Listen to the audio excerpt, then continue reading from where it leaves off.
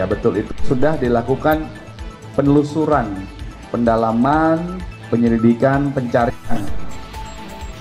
Ya walaupun belum ada laporan yang masuk kepada kami, kepada posko pengaduan di posko pengaduan. Ya. Untuk melakukan pendalaman dan penyelidikan terkait dugaan orang-orang hilang yang beredar informasinya di berbagai media sosial. Walaupun belum ada laporan yang masuk, kami sudah proaktif melakukan penyelidikan yang dilakukan oleh tim gabungan. Itu update-nya tentang posko pengaduan orang hilang ya rekan-rekan. Bapak, posko itu berapa lama Pak bakal diadakan? Ya, sampai dengan saat ini masih berlangsung ya, untuk memberikan perlindungan agar orang tua, keluarga, saudara-saudara kita yang kehilangan saudaranya, keluarganya, anaknya, ataupun orang tuanya itu dapat memberikan pengaduan. Ada nomor hotline-nya 0812 8559 9191, ataupun bisa datang di sini di belakang kami di gedung Ditreskrim Polda Metro Jaya di Jalan Jenderal Sudirman, Kafling 55 Jakarta Selatan, di Aula Satya H. Prabu. Ya. Pak, penegasan Pak, maksud tim gabungan tadi yang inisiatif dari Polda Metro Jaya ini teman-teman yang ramen di media sosial yang Bima, Farhan, Reno yang setelah aksi demo itu ya Pak, yang hilang, yang masih belum tahu. Ya, ada beberapa yang ada beredar informasi di media sosial. Ya betul, itu sudah dilakukan penelusuran, pendalaman, penyelidikan, pencarian. Ya walaupun belum ada laporan yang masuk kepada kami, kepada posko pengaduan di posko pengaduan. Ya. Update-nya apa Pak? Sejauh ini apa update dari tim gabungan pencarian 3 orang itu Pak? Tim masih bekerja, mohon waktu. Ya. Bapak, dari yang banyak yang ditahan di sini buntut demo kemarin Pak, ada nggak yang dibebaskan Pak? Berapa jumlah gitu orangnya Pak? Pernah kami sampaikan sebelumnya, jadi berawal dari yang diamankan. Ya, diamankan itu ada yang dari pelajar yang diamankan, dilindungi, dicegah agar tidak sampai ke area unjuk rasa karena tidak ada pendampingan dan itu berbahaya bagi anak-anak. Kemudian ada beberapa lagi yang diamankan karena diduga mengganggu ketertiban umum. Sebagian dipulangkan, sebagian diproses. Yang diproses adalah yang diduga membakar, merusuh, kemudian merusak. Itu ya, jadi sudah kami jelaskan sebelumnya, ada sekian yang diamankan, ada sekian yang dipulangkan, dikembalikan ke keluarganya, ada yang diproses, ada yang ditahan, ada tersangka yang tidak ditahan juga, ada anak yang dilakukan diversi dan lain sebagainya. Oke Pak, terkait kematian Arya Daru Pak, diplomat Kemlu Pak. Keluarga korban meminta untuk polisi terus melakukan penyelidikan karena banyak temuan kejanggalan seperti makamnya dirusak dan ada kiriman bunga-bunga sebagainya Pak. Dan kemarin pengacara korban mendatangi Mabes Polri bersurat kepada Kapolri untuk menyelidiki kembali dan meminta Polda Metro Jaya memberikan SP2HP karena mengaku belum menerima SP2HP dari Polda Metro Jaya. Gimana tanggapannya? Ya. Penyelidikan terhadap peristiwa tersebut masih berlangsung ya rekan-rekan. Silahkan Polda Metro Jaya masih terus membuka diri, memberikan kesempatan kepada siapapun, terutama pihak atau keluarga korban. Kami sangat terbuka.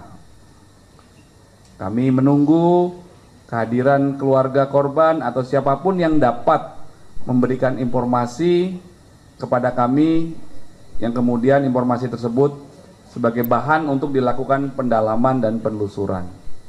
Ya. Terkait SP2HP akan diberikan kepada keluarga korban atau akan... Baik, nanti kami akan pastikan ya kepada penyelidik. Ya. Kemacetan Kudus Matupang, Pak.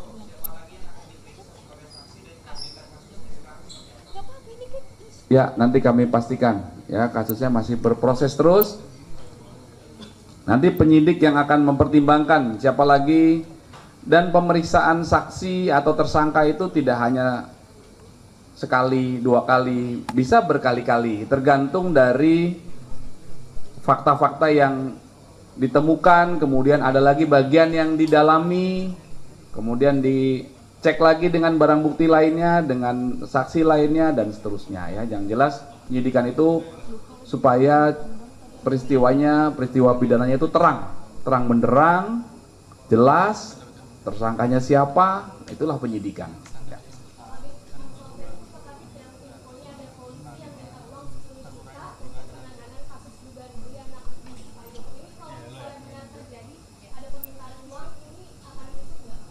Ya, nanti kami update ke rekan-rekan Jakarta Timur. Yang jelas komitmen Bapak Kapolda Metro Jaya terhadap anggota yang melanggar itu akan didalami, diproses proporsional sesuai SOP yang berlaku. Kemudian di sisi lain anggota yang berprestasi, yang telah bekerja dengan baik itu juga diapresiasi ya. Nanti itu komitmennya tetap sama ya. Jadi untuk saat ini faktanya kami nanti cek dulu ke Polres Jakarta Timur ya. Terkait dengan kemarin kan sudah melakukan uji coba mengurai kemacetan di Kudus Matupang. Sejauh ini ketika pelaksanaan itu sudah dilakukan, dampaknya seperti apa Pak? Apakah memang cukup signifikan atau memang masih stuck kayak biasanya? Ya, jadi kerjasama dalam perwujudan Kamsel Tipcar Lantas itu masih terus dilakukan ya. Jajaran Direktorat Lalu Lintas Polda Metro Jaya, kemudian Satlantas wilayah terkait ya, Jakarta Selatan, nyambung ke Jakarta Timur, ke Jakarta Barat, itu masih terus berkomunikasi. Penggelaran personil di lapangan itu juga dilakukan, kemudian informasi, edukasi kepada masyarakat juga kami berikan.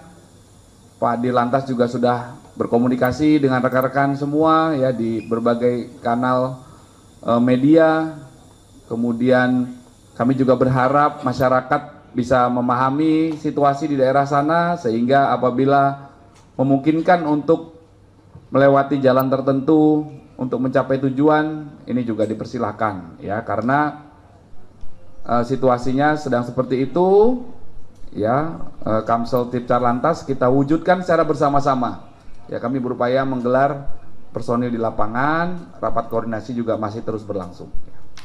Bapak, satu lagi boleh Pak, terkait Arya Daru Pak. Kemarin pengacara korban mengatakan bahwa tahun 2013 yang dikatakan Polri kan waktu itu ada jejak digital mencari upaya bunuh diri Pak. Nah, pengacara korban mengatakan tahun 2013 itu korban Arya Daru di Myanmar bersama Susi Laningtyas yang saat ini Wakil Ketua KPK tengah menangani perkara human trafficking. Itu akan diselidiki nggak Pak sama Polri Pak? Nanti kami cek ya. Meminta klarifikasi dari LPSK gitu ya Pak? Bukan, nanti kami cek dulu ke penyelidik ya. Oke. Bapak izin, patroli yang dari hasil demo kemarin itu masih berlaku nggak sih sampai sekarang? Masih ada patroli nggak? Patroli masih.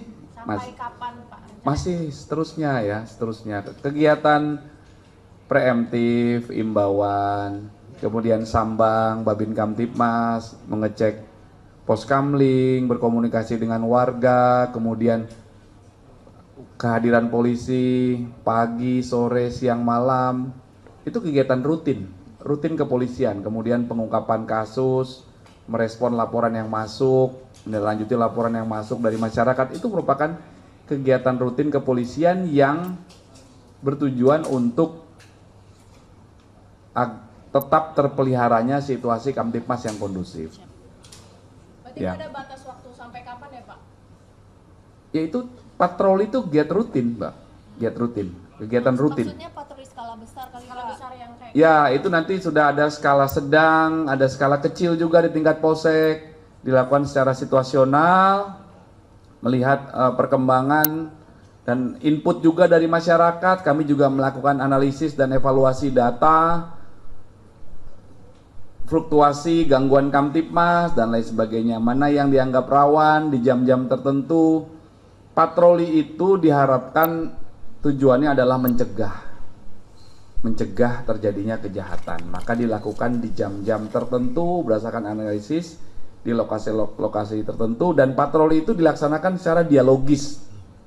Jadi tidak hanya mobile, tapi juga berhenti berkomunikasi dengan warga. Kalau patroli malam itu biasanya berkomunikasi dengan warga. Kalau ada yang lagi berkumpul, muda-mudi, dia imbau, sudah malam, mau kemana, dan lain sebagainya, hati-hati. Terus melihat apa yang dikonsumsi, dan lain sebagainya. Berarti selama seminggu ini udah ada hasil evaluasinya belum sih Pak? Jam berapa yang rawan, kemudian daerah mana yang paling rawan? Ya, situasi sampai dengan saat ini aman terkendali, Mbak. Itu peta-peta kerawanan Kamtipmas sudah dipegang oleh kami, kemudian masing-masing Kapolres juga sudah menentukan itu. Pada prinsipnya situasi di wilayah hukum Polda Metro Jaya aman. Ya, dan kami tetap berharap dukungan dan kerjasama dari semua pihak. Karena membangun sistem keamanan itu harus bersama-sama. Sistem keamanan yang terbaik adalah bersama-sama, bergotong royong dalam suatu lingkungan RT RW. Kalau semuanya berperan serta aktif menjaga, itu akan lebih baik hasilnya dibanding hanya mengandalkan pada beberapa pihak saja, antara lain misalkan kepada petugas kepolisian saja. Misalkan petugas kami patroli dari RT 1 bergeser ke RT 2, geser ke RT 3, tetapi kalau yang di belakang RT yang sudah patroli tadi tidak ada sistem keamanan, maka pelaku kejahatan yang melaksanakan kegiatan ini mobile, dia punya niat, berangkat dari rumah punya niat, kemudian dia ketemu di RT itu lemah sistem keamanannya, maka ada kesempatan, maka kejahatan terjadi karena adanya niat dan kesempatan. Yang harus kita hilangkan adalah kesempatannya ini. Ya. Makasih Pak. Makasih Jenderal.